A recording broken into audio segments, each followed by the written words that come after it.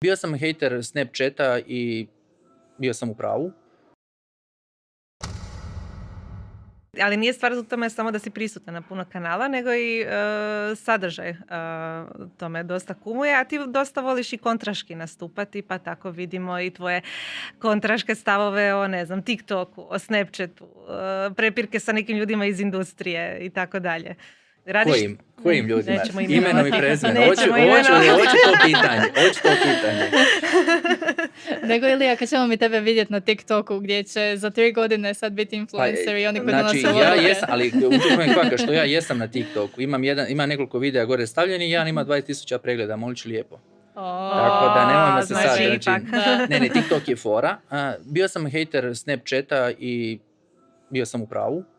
Znači, kad je bilo ono priča, ajmo Snapchat, ja sam rekao, ok, ljudi, dobro, ali znaš, gdje je tu point, šta će firme tu raditi?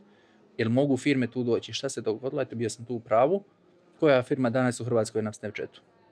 Ne znam, mi nismo na Snapchatu. Nismo na Snapchatu. Pa da vam govorim, znači, Snapchat nije uspio tu skalirati da bi bio isplativ za biznis, ajmo to tako reći. Znači, ja uvijek gledam to, ok, trebam sutra klijentu prodati, da li to ima isplativosti, da li to ako klijent uloži nešto love u sve to, da li to ima da će nešto od toga donijeti, a ne sad 3 mjeseca pomodno i to je to. Sjećate se Pokemon Go-a kad je bilo, Pokemon Go, svi brzo instaliraj kampanje, pičevi, ovo, i šta? Dobro, to je bilo reaktivno. Ali to je bilo 3 mjeseca veliki, ok, sad smo rekli ima igrača, ima, ali nije to više hype.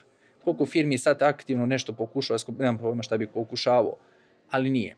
TikTok sam rekao kad sam vidio da, ok, ne znam još, neću reći ni za ni protiv, TikTok mi ima smisla. Ono što je jako teško na TikToku je sadržaj. Napraviti sadržaj koji će biti fora.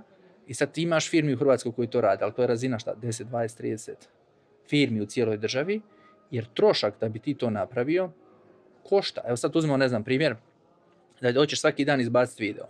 Uzmeš agenciju. Agenciji treba 2 sata da to osmisli, a svaki dan treba nešto smisliti. Osmisli, snimi, editira, objavi. 2 sata svaki dan, 60 sati mjesečno, neke 300 kuna satnica agencije, 18.000 kuna. Znaš, povrh naravno Facebooka, povrh Instagrama, povrh svega ostalog što imaš.